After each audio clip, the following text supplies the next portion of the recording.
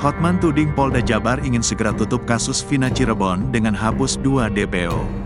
Polda Jawa Barat dituding ingin cepat menutup kasus pembunuhan Vina Cirebon.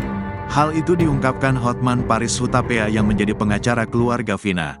Kalau Polda Jabar belum berhasil menemukan 2 pelaku DPO ini, jangan dibilang fiktif dong.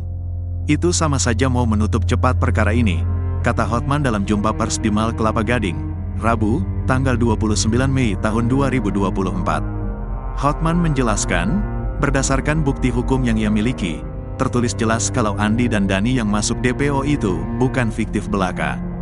2 DPO, buron, yang dibilang fiktif itu, di berkas-berkas ini mereka ada, cara memerkosanya ada, cara mukulnya diuraikan di sini, ucap Hotman sambil menunjukkan tumpukan bukti hukum kepada awak media. Hotman juga menilai 8 terpidana yang sudah ditahan tidak ada indikasi saling melempar kesalahan kepada 3 buron. Para terpidana mengaku secara bersama-sama melakukan tindak pelecehan dan penganiayaan yang membuat Vina dan kekasihnya, Eki, tewas. Di sisi lain, Hotman juga mendorong agar Polda Jabar menjelaskan secara gamblang hasil BAP yang baru dilakukan dengan para terpidana. Berdasarkan informasi yang Hotman dapatkan, 5 dari 6 terpidana yang baru di BAP lagi, mengatakan, Peggy Setiawan atau Perong bukan pembunuh Vina yang selama ini dicari. Hanya 1 terpidana yang mengatakan Peggy terlibat dalam aksi pembunuhan Vina. Sebagai informasi, Vina Cirebon tewas dibunuh oleh komplotan geng motor bersama kekasihnya yang bernama Muhammad Rizky Rudian, Eki, pada Sabtu, tanggal 27 Agustus tahun 2016. Awalnya, Vina dan Eki diduga tewas akibat kecelakaan tunggal. Namun, setelah diselidiki lebih lanjut, ternyata keduanya terbukti dibunuh.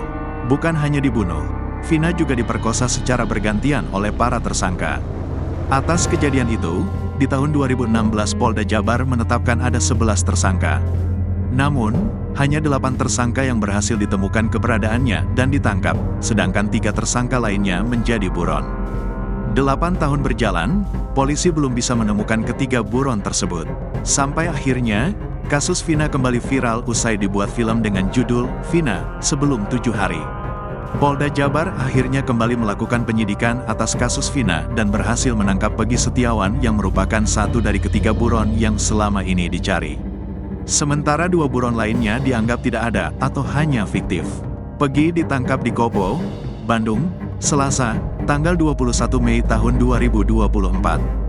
Dia kemudian ditetapkan sebagai tersangka dan dianggap sebagai pelaku utama. Hotman Paris dan Marliana kini berbalik arah, yakin Peggy bukan pembunuh Vina. Pengacara keluarga Vina Cirebon, Hotman Paris Hutapea mengungkap fakta baru soal kasus pembunuhan Vina Cirebon yang hingga 8 tahun berlalu pasca kejadian pembunuhan belum juga terungkap. Fakta tersebut adalah pengakuan terpidana pembunuh dan pemerkosa Vina Cirebon yang sudah menjalani hukuman penjara. Dari 5 terpidana yang di BAP sebelum tertangkapnya Peggy Setiawan alias Perong, mengatakan Peggy Setiawan bukan pembunuh Vina Cirebon. Kata Hotman, dalam hukum disebutkan apabila ada hal-hal yang belum diyakini kebenarannya, maka terduga pelaku belum bisa divonis sebagai tersangka dan harus dibebaskan.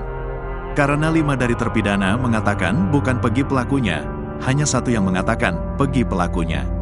Terus mau apa lagi? Kata Hotman saat jumpa pers di Mall Kelapa Gading, Jakarta Utara, Rabu, tanggal 29 Mei tahun 2024. Hotman menilai bukti hukum yang dimiliki Polda Jawa Barat, Jabar, untuk menetapkan Peggy sebagai tersangka belum kuat.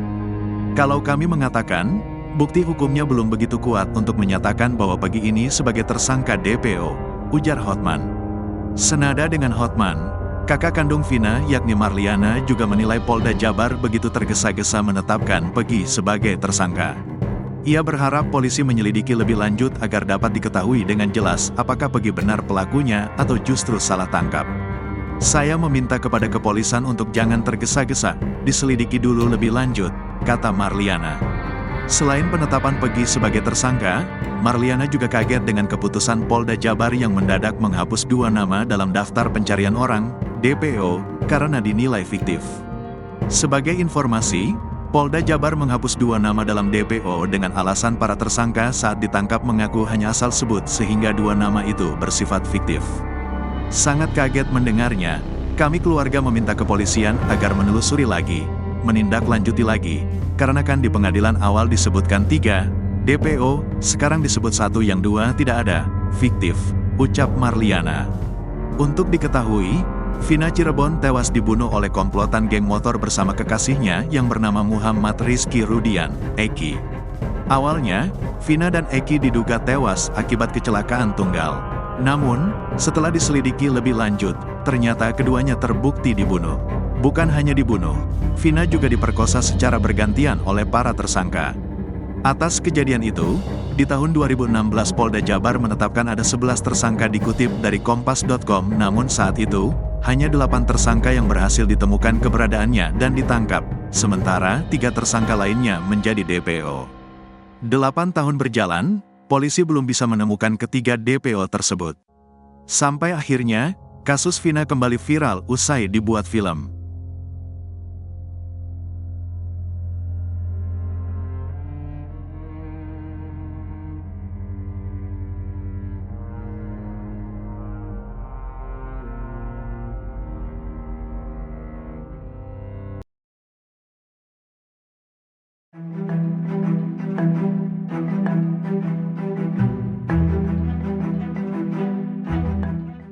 Peggy Setiawan alias Peron yang menjadi tersangka baru dalam kasus pembunuhan Vina Cirebon mendapatkan banyak dukungan.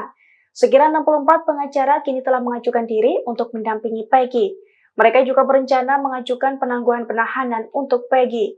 Dilansir dari tribunjabar.id, hal itu diungkapkan oleh Mukhtar Effendi, salah satu perwakilan dari tim kuasa hukum Peggy pada Rabu 29 Mei 2024. Menurut Mukhtar, terjadi perubahan dalam tim kuasa hukum Peggy. Hal itu karena adanya penambahan yang cukup besar dari penasihat hukum pendamping Peggy, di mana saat ini ada total 64 pengacara yang ingin menjadi kuasa hukum Peggy dari berbagai daerah di Jawa Barat. Mukhtar pun mengaku bahwa mereka telah datang menemui penyidik yang menangani kasus Peggy untuk meminta salinan berita acara pemeriksaan atau BAP. Selain itu, pihaknya juga bakal mengajukan penangguhan penahanan untuk Peggy alias Peron.